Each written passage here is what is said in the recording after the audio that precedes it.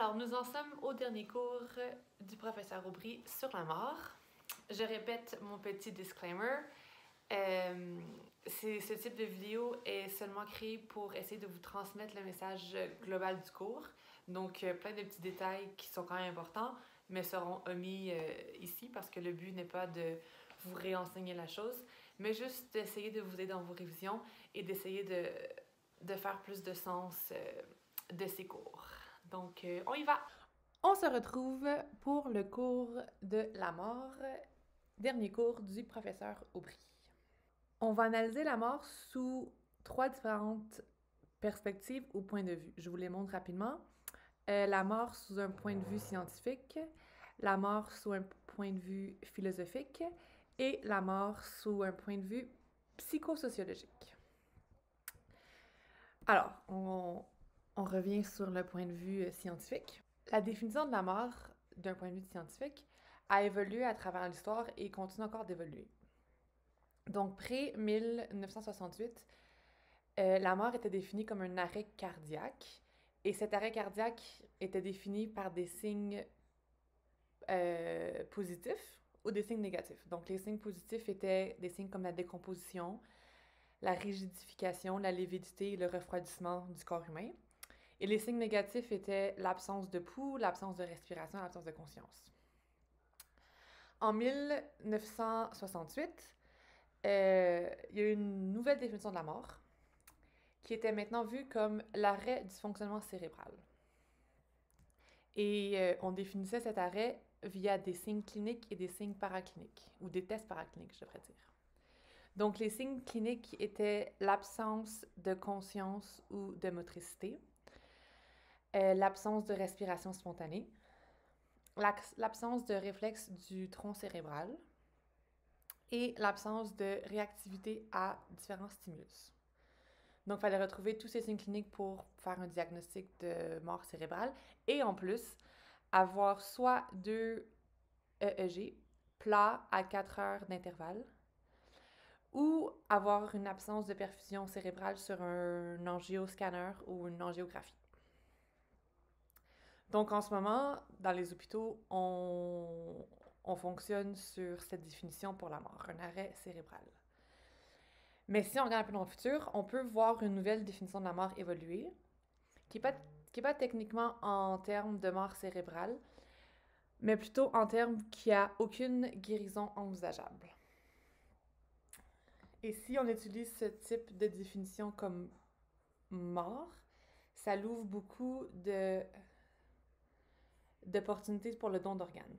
Donc, quand le docteur jugerait qu'il n'y a aucune guérison envisageable, au nom de la non-acharnement thérapeutique, un arrêt cardiaque pourrait être provoqué par l'arrêt de réanimation de traitement pour induire la mort. Évidemment, il y a des questions de nature éthique qui sont associées avec cette définition future qui pourrait arriver, comme est-ce qu'on est en train d'instrumentaliser le corps humain à des fins humanistes? Donc, dans d'autres mots aussi, est-ce que la fin justifie les moyens? Pour certains pays, la réponse c'est complètement non, comme au Japon. Le professeur Aubry vous avait mentionné qu'au Japon, la mort est considérée comme quelque chose de très sacré et la personne morte doit être extrêmement respectée. Donc, même la nouvelle définition de mort cérébrale n'est pas acceptée dans ce pays. Si on voit encore plus dans le futur, on pourrait voir la mort en fait comme une absence de conscience. Donc, premièrement, il faudrait définir c'est quoi une conscience. La conscience, elle aurait 2 dimensions. La première dimension associée à un état d'éveil, donc qui est lié à notre tronc cérébral. Et la deuxième dimension qui est dite réflexive, qui caractérise le fait d'avoir conscience de sa propre existence à travers un réseau de sensations, d'émotions, de sentiments. Puis ça dépend de plusieurs différentes parties de ton cerveau. Donc, ça veut dire que si on associe la mort, si on définit la mort comme une absence de conscience, donc les personnes qui sont dans un état végétatif chronique seraient donc considérées comme mortes. Un petit rappel sur l'état végétatif chronique. On a la présence d'une vie psychique de par une activité cérébrale sur un EEG, mais suite à une perte d'oxygène cérébrale temporaire, il y a une absence de toute vie relationnelle. Donc le cœur continue à battre et la personne peut respirer spontanément, car le tronc cérébral est moins sensible à un manque d'oxygène que le cortex cérébral. Mais il n'y a aucun contact avec l'environnement et cette personne doit être nourrie artificiellement, etc. Donc voici un peu comment on définirait la mort d'un point de vue scientifique. Une autre chose intéressante à noter, c'est que la mort est en fait inscrite dans la vie. Qu'est-ce que je veux dire par là? Ben, la mort de nos cellules est programmée par l'organisme lui-même. Et la mort cellulaire joue un rôle crucial dans la physiologie de notre organisme. Donc, sans la mort cellulaire, on n'aurait pas le renouvellement de la vie. Donc maintenant, analysons la mort d'un point de vue philosophique. Donc, définir la mort renvoie en fait à définir les limites de la vie.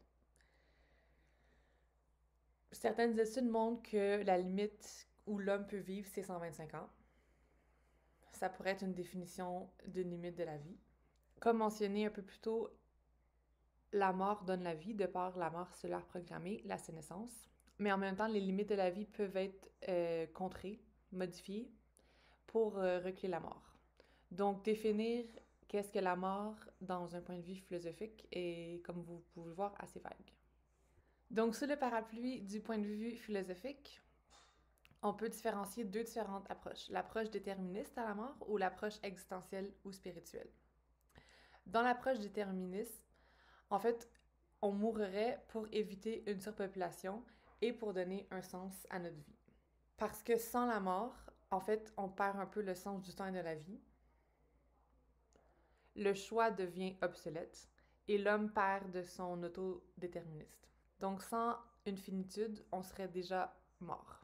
Et cette immortalité peut devenir dangereuse au plan individuel, où le docteur Cotard, en 1882, quand même assez longtemps, a défini le syndrome de délire d'immortalité mélancolique. Mais ça peut être aussi dangereux au plan collectif, car ça pourrait mener à la violence et à la guerre. Mais on peut aussi percevoir la mort via une approche existentielle ou spirituelle. Et dans cette approche, en fait, le sens de la vie est donné par soi, et donc dépend de sa propre conscience et de sa capacité à éprouver le plaisir. Et dans cette approche, la notion de dignité survient.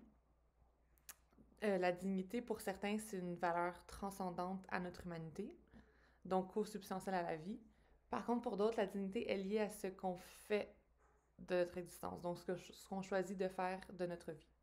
Finalement, on peut analyser la mort d'un point de vue psychosociologique.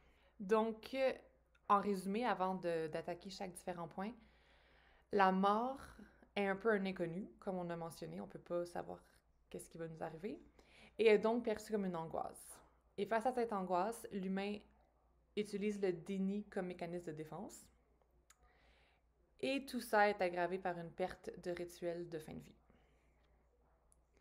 Donc, si on prend un peu la définition de la mort du point de vue psychosociologique, en fait, c'est un fait majeur social, ce qui concerne tout le monde. Donc, nous sommes égaux devant la mort, car on va tous mourir, mais le processus de la mort est loin d'être égal. Donc, la mort peut être vue comme une inscription dans la mémoire des autres, mais dans cette définition psychosociologique, il y a aussi l'idée de mourir sans mourir. Par exemple, la mort sociétale. Les gens qui ne correspondent pas aux normes de la société, qu'on a vu beaucoup à date, je vous en rappelle quelques-unes, la beauté, la jeunesse, la rapidité, etc., sont marginalisés, voire complètement rejetés, et en quelque sorte, ceci peut causer une mort sociétale. Un autre exemple donné par le professeur Aubry, que je n'ai pas écrit ici par rapport à mourir sans mourir, c'est au sens que l'homme peut être privé de sa mort, parce que souvent on va laisser les gens mourir seuls à l'hôpital ou à l'hospice sans préparation en amont. Donc un peu comme le vieillissement, il y a un déni sociétal de sa propre finitude. Pourquoi? Ben, la société prime l'avoir sur l'être. Donc, on est dans une société matérialiste dont le but est l'accumulation de choses, de profits. Et aussi, on prime l'individu sur la solidarité et on prime le succès et la réussite. Donc, la mort serait un peu vue comme une perte de contrôle. Donc, on le dénie. La solution, évidemment, écouter les personnes en fin de vie, aborder la question de sa propre finitude et donc permettre de prendre conscience de tout ça. Mais bien évidemment aussi, le déni sociétal de sa propre finitude prend racine dans le fait que la mort est inconnue et ceci nous donne de l'angoisse, comme mentionné un peu plus tôt. Et cette angoisse et ce déni est aggravé par la disparition des rituels de fin de vie. Alors pourquoi une disparition des rituels? De par une sécularisation de la société, une amélioration des savoirs par la scolarisation et par le développement de la démocratie. Et comme mentionné, la conséquence des disparitions des rituels augmente l'angoisse entourant la mort et donc augmente le déni et la volonté d'éviter la question de sa propre finitude. Alors, de par ce déni de la mort, on a aussi la volonté de reculer la mort et peut se faire via différentes façons, dont les cellules souches. Professeur Aubry vous a mentionné une étude qui montrait que des cellules souches d'un dépôt de centenaire pouvaient être réanimées 17 à 20 jours post-mortem. Donc, ceci ouvre l'opportunité, ouvre un nouveau marché de banques privées de cellules souches. Donc, une conservation autologue dans le but d'être utilisée plus tard pour une médecine régénérative si le besoin se présente. Une compagnie qui fait ça en ce moment, c'est Cellectis, qui existe depuis 2013. On a aussi le clonage et la manipulation du génome. Donc, dans un sens, on pourrait créer un double de soi qui poursuivrait notre vie et rendrait possible son renouvellement à l'infini. On a aussi plus différentes techniques de manipulation du génome, dont CRISPR-Cas9, qui est pour l'instant évidemment illégal d'utiliser pour manipuler un génome d'embryon. Le mouvement post-humaniste, né dans les années 1980, a pour but de prendre en main notre évolution et la diriger dans une direction qui nous soit favorable.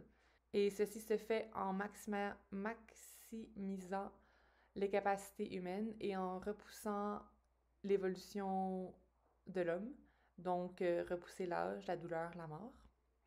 Et le mouvement transhumaniste qui a pour but de permettre à l'homme de se dépasser et de rendre la médecine préventive, personnalisée et régénérative. Donc, ceci peut se faire via le développement synergique des NBIC. C'est nanotechnologie, biotechnologie, information technologie, puis cognitive science, donc sciences cognitives pour le C. Et via aussi la société Calico, qui a été développée par Google et qui a pour but de retarder la survenue de la mort. C'est tout ce que j'avais sur la mort. N'hésitez pas à me donner du feedback si vous voulez que je change quelque chose pour améliorer le tout.